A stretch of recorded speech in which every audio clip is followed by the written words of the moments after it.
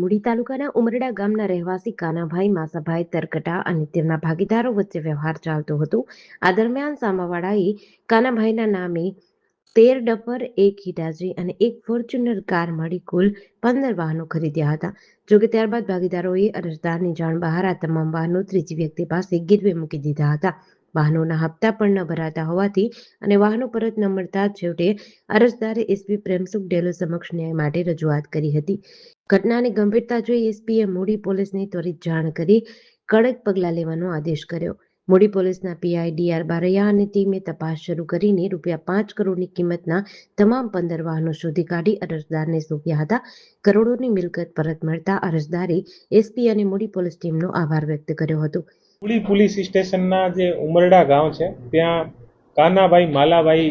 કરીને એક ફરિયાદી અમારી પાસે આવ્યા હતા અને આ ફરિયાદીને પોલીસ સ્ટેશન મોકલતા પોલીસ સ્ટેશનના પીઆઈ શ્રી બારૈયા દ્વારા બહુ સરસ કામગીરી કરવામાં આવેલી છે અને એ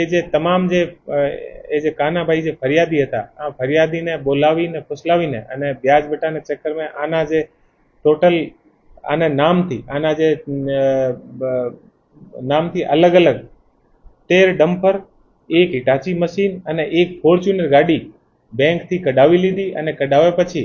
અલગ અલગ લોકોને પાસે ગીરવી મૂકી દીધી અને આ લોકોની ના કોઈ કિસ્ત ભરતા અને ના કોઈ બીજાને આ લોકોને પરત આપતા અને આ લોકોને વારંવાર ધમકાવતા અને તો પોલીસ પાસે આવ્યા પછી પીઆઈ શ્રી દ્વારા બહુ સારી રીતે કામગીરી કરીને અને અત્યારે 13 ડમ્પર,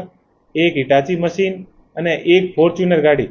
ટોટલ લગભગ 5 કરોડનો જે મુદ્દામાલ છે એ પોલીસ દ્વારા ગણતરીના કલાકોમાં પરત કરવામાં આવ્યો છે અને આ બદલ હું જે તમામ પોલીસ સ્ટેશનનો જે મૂળી પોલીસ સ્ટેશનનો જે સ્ટાફ છે આને હું ખૂબ બધાઈ આપું છું અને એએસપી શ્રી અને સંબંધિત જે ડીવાયએસપી શ્રી છે આને પણ હું બધાઈ આપું છું અને એલસીબી અને એસઓજીની ટીમને પણ હું બધાઈ આપું છું કે ઝડપથી કામગીરી કરીને અને 5 કરોડનો જે મુદ્દામાલ છે આ લોકોને